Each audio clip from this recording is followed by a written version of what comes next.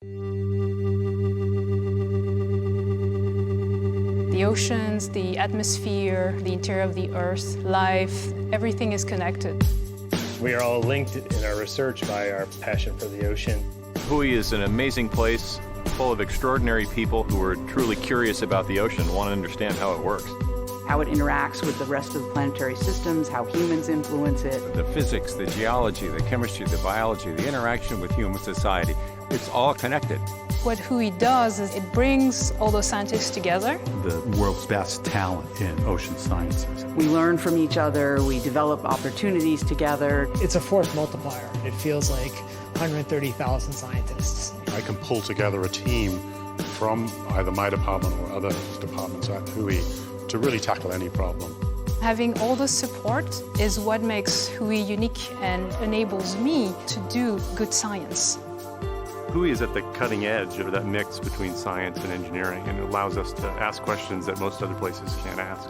You can come up with ideas, put them into action, and actually deliver results, all in a short time frame. Vehicle technology, AUV technology, seafloor instrumentation, sensor development. You've got the world-class reputation, but you've also got amazing ships and engineering that allow you access to places that most other scientists can't get to. You can see further, you can go further, you can reduce your risk, and you can do it less expensively. It's really amazing for me to be able to walk out of my lab, cross the street, and get onto the research vessel that can take me anywhere around the world. I've been to remote reefs in the Maldives and the Micronesia. I've dived on both the Mid-Atlantic Ridge and the East Pacific Rise, and very few people have actually been down there and seen that. We looked at these turbulent storms in the ocean and how they create upwellings of nutrients. We're able to collect samples and see how these systems change in real time. Just imagine you are diving, you are reaching the bottom of the seamount. All of a sudden you see a cloud. As we get closer, we see these objects that were aggregated like in a mass, and you say, what is that? The sense of isolation, you can almost feel the ocean closing over your head as you submerge. You can learn a tremendous amount just by being in the environment. Some things have struck me in the middle of the night. It clicks and you're like, oh my gosh, this is something really huge. It's that aspect of discovery, finding out something new, something that's never been seen before, creates an incredible drive within Hui scientists, engineers, and technicians. It's such a compelling place to be, so dynamic and so many opportunities that it attracts really smart and dedicated students and young scientists. I was reading those papers about amazing science that was coming out of Hui. Now that I'm here, I get to actually interact with the people who wrote those papers. The positive feedback and the collaboration finally made me decide, oh, I want to be a scientist. Oh, I can be a scientist. It's incumbent on us to perpetuate the cycle of education and research and discovery. People all over the world need to recognize the role that the ocean plays in their daily life, even if they don't live near the coast. It affects weather, it affects food resources, it affects climate. Tides are changing, the temperature's changing, the salinity's changing. Climate change and overfishing are the biggest threats to coral reefs right now.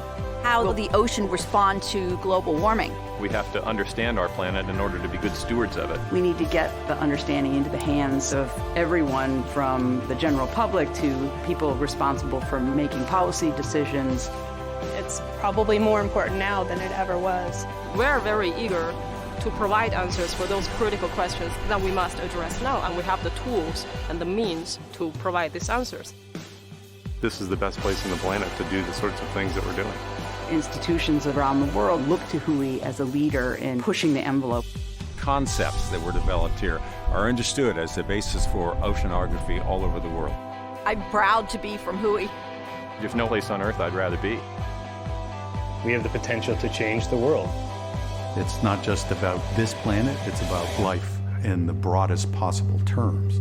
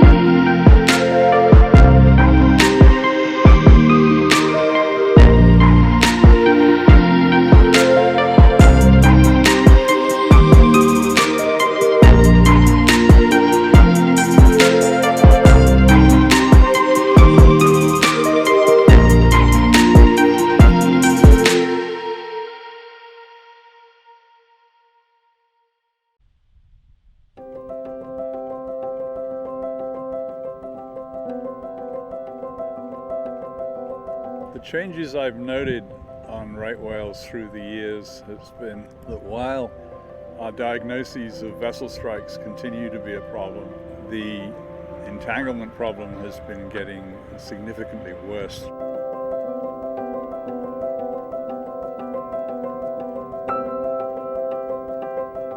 The entangling gear, if it doesn't kill them, it immobilizes them to some degree, and it affects their feeding capacity and their ability to reproduce and help the species recover.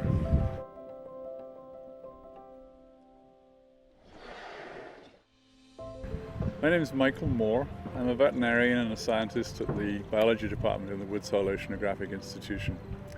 I spent much of my life studying the relationship between humans and marine mammals, and whales in particular.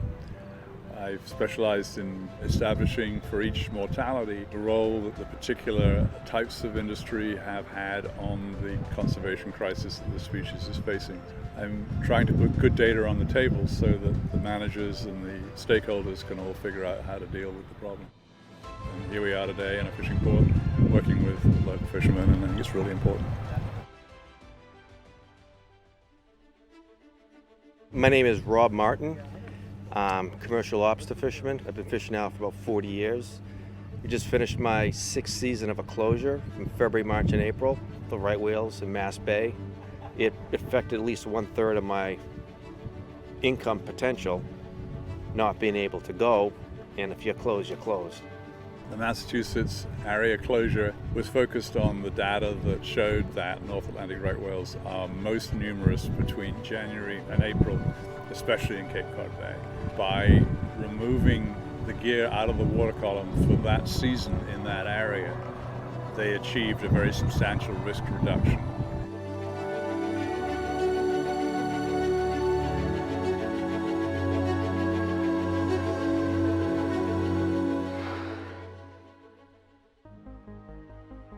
From my perspective, we need to remove the rope from the water column. We can't just re-engineer the rope, we need to remove it.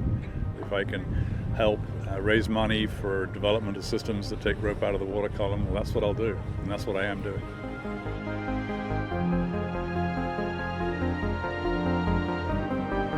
Success.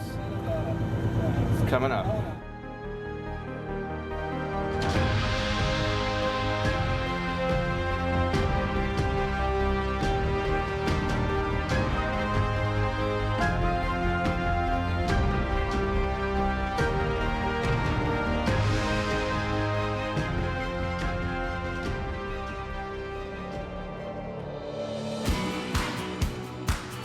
To open that closure to low-risk fishing is a very important part of the next step. So folks like Rob can actually make a living again, and the way to do that is to figure out the lowest risk possible in terms of how to set the gear to maximize their ability to do their business, but minimize the risk to the whales. When the fisherman goes to haul his gear, it will be marked on the surface when it leaves the boat, and we can get actual location on the seafloor where it landed. The fisherman will send an acoustic signal through the water, through a transducer in the bottom of the hull. The modem in the trap will be activated by this wake-up signal. At that point, the fisherman can send a trigger signal to inflate the lift bag. Depending on the size of the bag and the depth of the water, you can pretty much time it when it will appear on the surface. I want to be at the table figuring the stuff out. What can be done? I can use this, we can't use that. That's no good, that's got a possibility. I want to solve a problem. To have everybody together, it's like a mesh or braided rope all together. You all got to work together from each factor, from an engineer, scientist, and fisherman. That's how you get stuff done. If you don't, you're never going to get nothing done. The fishermen understand what they need to do to fish. We understand how the whales need to survive. And it's only when we can communicate directly and collaborate that we're actually going to solve the problem.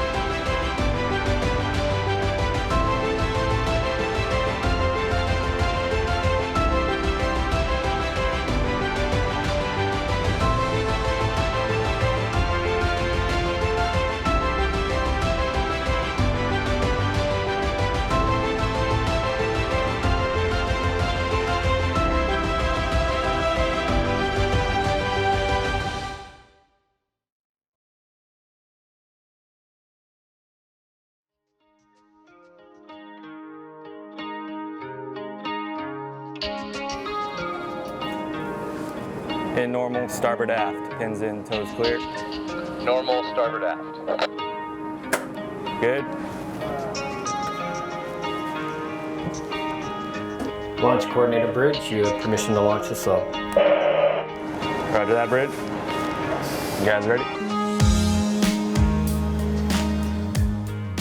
You get into the water and all of a sudden you can feel it moving with the ocean, and you see blue all around you, and it's just an amazing feeling.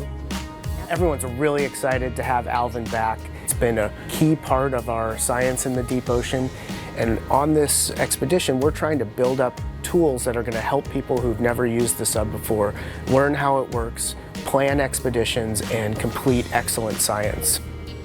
Every 5 years or so, Alvin gets upgraded, and this was a major upgrade that allows us to go deeper, not only deeper into the depths of the ocean, but deeper into our scientific questions. We really want Alvin to be accessible to everyone. So we've brought out a group of early career scientists from different backgrounds, different locations, different career stages, and really tried to show them how they could use Alvin in their future research. Diving in Alvin was incredible. It gave me a better idea of spatial scale, so of the three-dimensionality of these deep sea habitats. And in making that transect with Alvin, you're able to experience the environment that these organisms live in much more authentically, so you can understand how they're interacting with one another and how they're interacting with that environment. We brought things up and did experiments out here that were not envisioned when we started. But once we saw it could go to the depth, it could do it quickly, it could do it really well. I mean, we were going 54 meters a minute to the seafloor, which I've never seen before.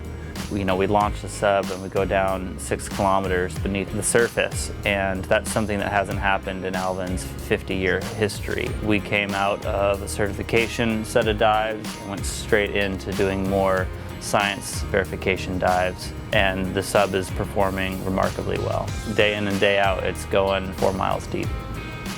It's a really smooth operation. It requires a lot of communication, a lot of discussion. It's a huge team effort out here. From the science party to the Alvin team to the ship's crew, everyone's been working really hard to make this cruise a success.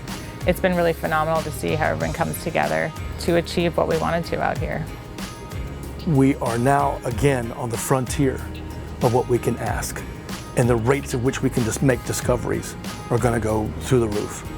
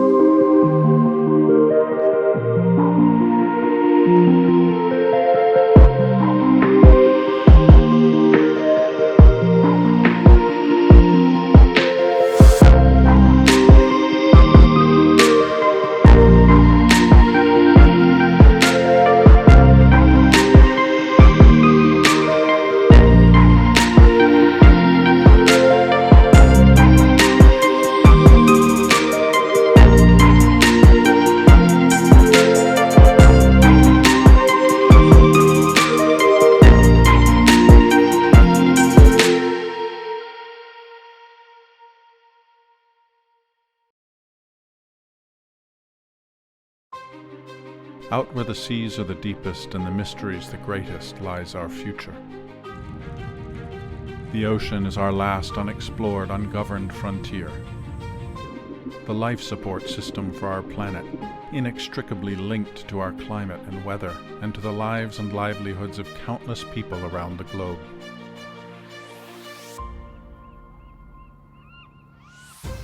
But even against the ocean's vastness, humankind can be a formidable force. What happens next demands action that is rooted in scientific understanding and unvarnished truth, because our world stands at a fork in the road. In one direction, we watch the ocean being catastrophically altered beyond its ability to sustain us. In the other, understanding outraces exploitation, and we help steward and protect this most precious shared resource. What will be the legacy of the 21st century? Together, we can unleash the world's most creative minds, passionately dedicated to ocean science, engineering, education, and policy. Together, we can provide the expertise needed to know what works and a trusted voice to present the facts as we uncover them. Together, we can shape the future. We can inform governments, businesses, and conservationists. We can generate new knowledge in service of society. We can be the catalyst for change. It is more than our responsibility. It is the defining moment of our generation. We are explorers, students, and stewards of the ocean, and this is our time.